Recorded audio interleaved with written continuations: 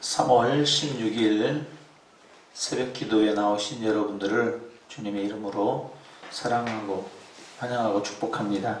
오늘 같이 은혜 받을 말씀은 신명기 16장 18절에서 20절 세 절 말씀입니다.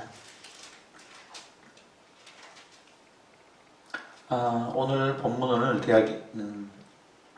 들어가기 전에 지금까지 우리가 살펴봤던 신명기 전체적인 구조를 잠깐 개략적으로 보겠습니다.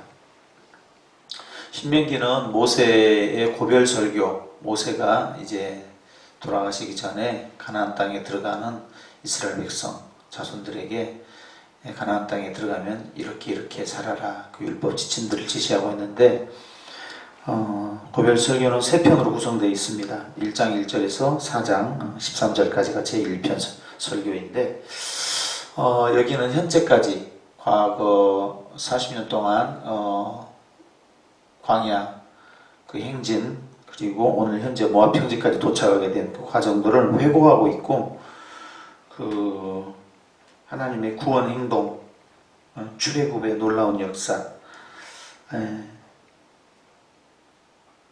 그래서 그런 하나님의 그 은혜를 받은, 출애굽의 역사에 의해서 은혜를 받은 이스라엘 백성들은 율법을 이제 지켜야 된다, 이런 기본 의무에 대해서 역사성을 설명해주고 그렇게 하고 있고, 4장 44절에서 26장 19절이 제2부, 이제 본론부죠. 신명기의 본론부.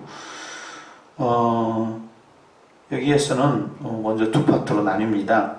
4장 44절에서 11장 32절까지가 전반부고, 그 12장부터 26장까지가 후반부, 본론부 설교가 두 파트로 되어 있는 거죠.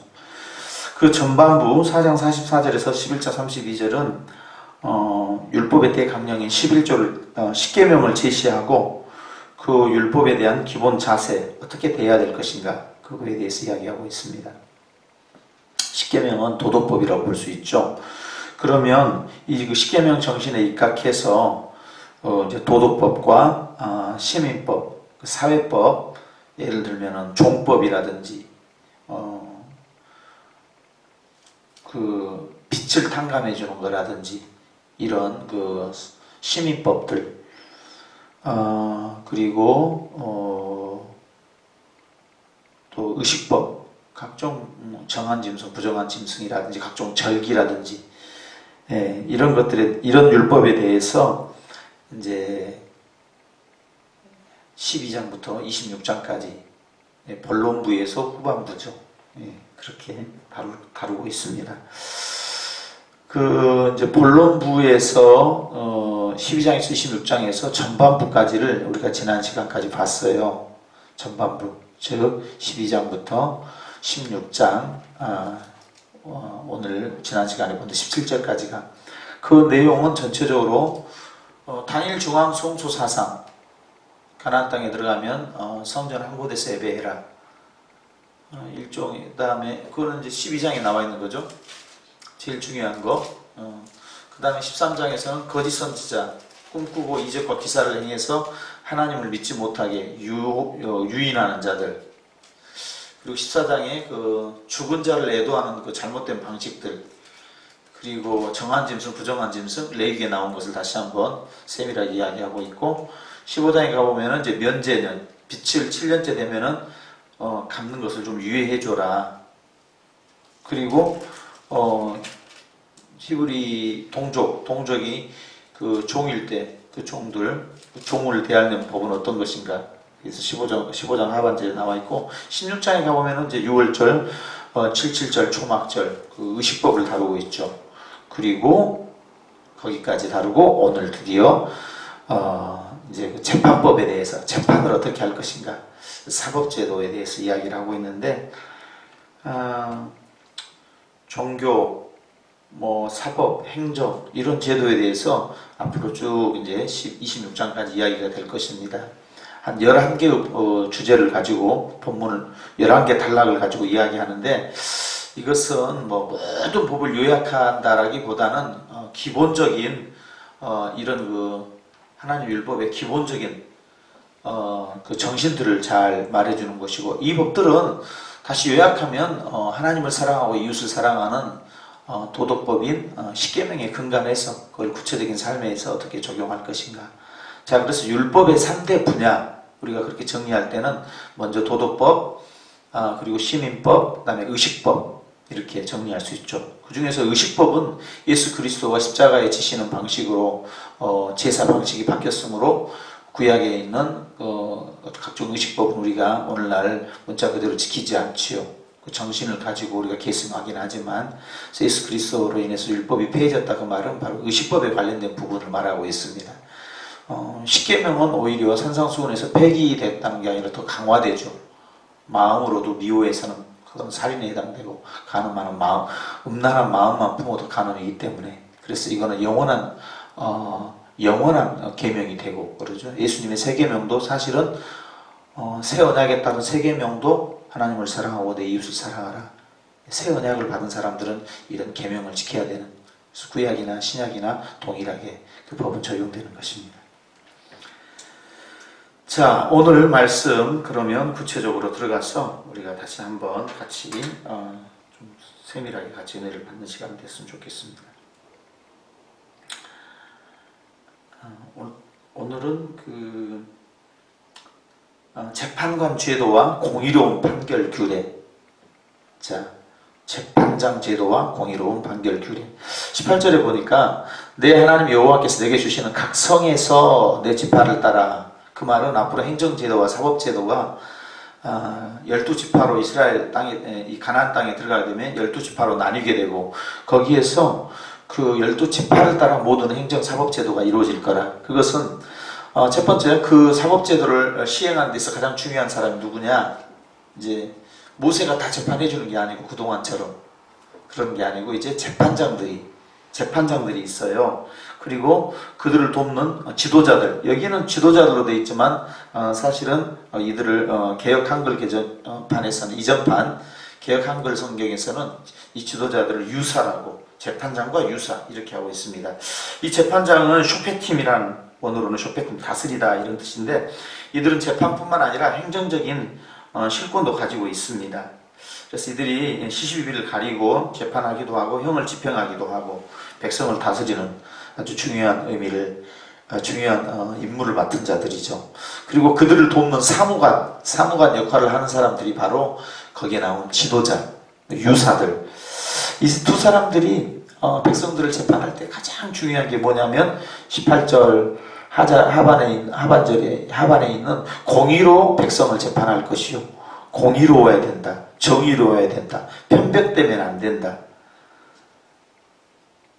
편파적이면 안 된다. 유전무죄, 무전유죄. 돈이 있으면 또는 권력이 있고 그러면 죄가 있는 것도 없어져 버리고 돈이 없으면은 없는 죄도 있게 돼 버리는 그러한 재판장이 되어서는 안 된다.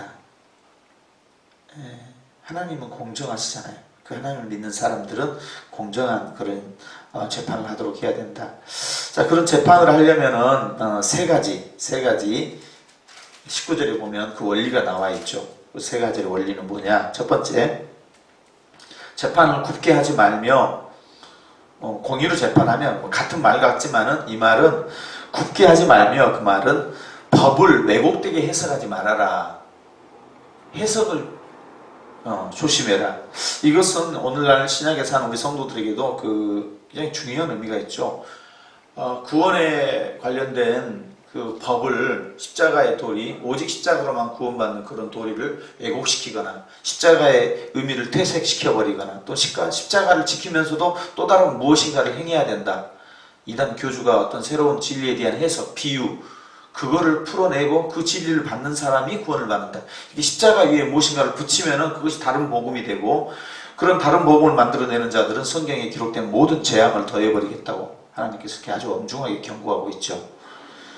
그래서 아주 중요한 거잖아요. 재판을 굽게 하지 말며, 그 말은 역적으로 보면은 구원의 도리, 우리가 신약에 사는 우리들에게 실질적으로 눈에 보이는 재판도 공의롭게 해야 되겠지만은 그 영적인 구원의 도리에 따라서 십자가를 믿으면 구원받고 구원받지 않고 하니까 그것도 일종의 재판과 같은 성격이 있잖아요. 참으로 조심해야 된다. 두 번째는 사람을 외모로 보지 말아라. 그 옷을 준수하게 차려입고 좋은 차를 타고 다니고, 그러면 그런 사람들은 아주 그 상전으로 올려주고, 그죠? 또 그렇지 못하고 좀 초라한 사람들은 함부로 대하고, 그렇게 해서는 안 되고, 외모로 보지 말고 마음의 중심. 그래서 객관적으로 결과로 나타났던 사건들만 보는 게 아니라 그 사건 이면에 있는 마음의 동기들, 그 마음에 순수한 동기가 있었는지. 혹 살인의 경우에도 부지 중에 일하다가 도끼를 이렇게 들었는데 날이 그 도끼 머리가 빠져서 혹시 그렇게 그런 경우냐, 의도적으로 고살할 의도로 작전을 짜고 계획을 짜고 사전에 치밀하게 해서 사람을 죽였느냐, 각자 그 범죄의 정도나 또 그리고 마음의 그 심령에 있는 그 중심이 어떤 상태였느냐, 이런 걸 정확하게 보고 판단하는 거죠. 실수로 되는 경우는 도피성에 피난해서 거기서 살 수 있도록, 또 그러면 그렇지 않으면 피해 복수가 계속 반복돼서 그 사회가, 공동체가 무너져 버리기 때문에, 그래서 그 사람을 외모로 보지 말아라. 외모로 뭐 쉽게 하고 다니면 그 사람들에게 뭔가 잘하고 초라하고 그러면 무시하고, 그렇게 하지 말아라. 세 번째가 공의로운 재판이 되기 위해서는 뇌물을 받지 말라. 아무리 그 공의롭고 정의로운 사람도 뇌물을 받으면, 자 거기 보니까 지혜자의 눈이 어둡게 되고 의인의 말도 굽어버린다. 정직하고 공의로운 사람 말도 안 들어버리고 뇌물을 먹은 사람 편을 들어줘 버린다. 이거는 우리 시대에 살고 있는, 신약 시대에 살고 있는 우리 성도들에게 참 중요한 의미가 있어요. 이단들도 누가 처음부터 이단에 넘어갑니까? 처음에 밥 사주고 마음을 따뜻하게 해주고 위로해주고, 그렇죠? 성경의 신비한 지식이라고 막 가르쳐주고 막 그렇게 하고, 그렇죠?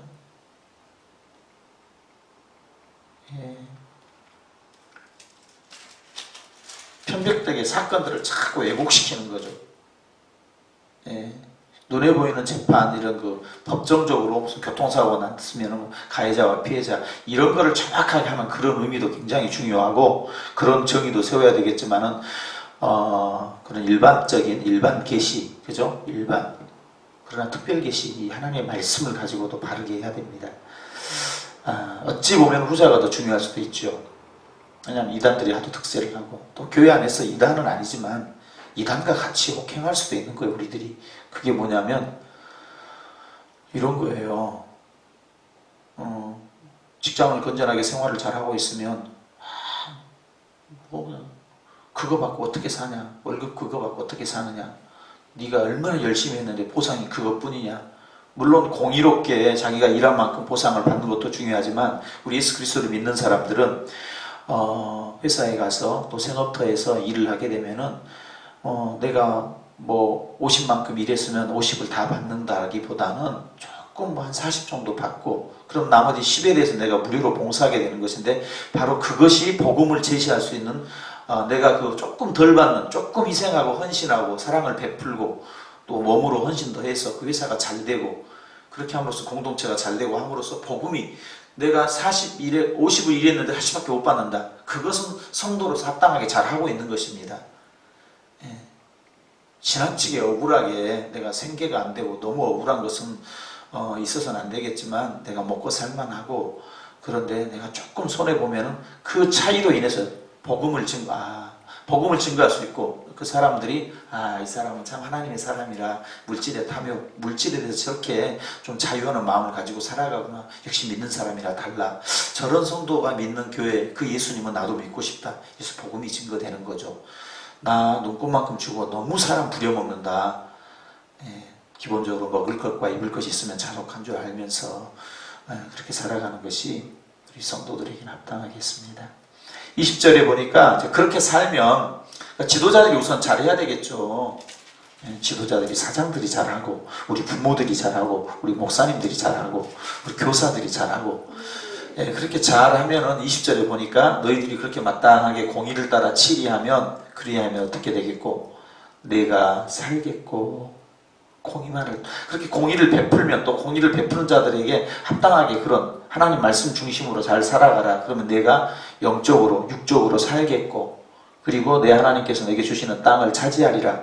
사실은 차지하게 해주시겠죠. 가나안 땅에 들어가게 되면 이 법을 지키게 되니까. 그러면 그 차지하는 것뿐만 아니라 그 땅에서 장구히 오랫동안 하나님 주신 분복을 복되게 누리고 그렇게 하는 거죠. 자, 오늘 말씀 정리할 텐데요. 우리는 교회 안에서 일종의 각 사람들은 가정 안에서 사회 안에서 재판장과 같은 그런 지도자 같은 위치에서 하나님 말씀을 전해주는 자들이다. 그래서 늘 편백되지 않고 공정하게 하나님 말씀대로 내가 살고 그 하나님 말씀을 잘 증거해 줘야 된다. 재판을 굽게 하지 말아야 된다.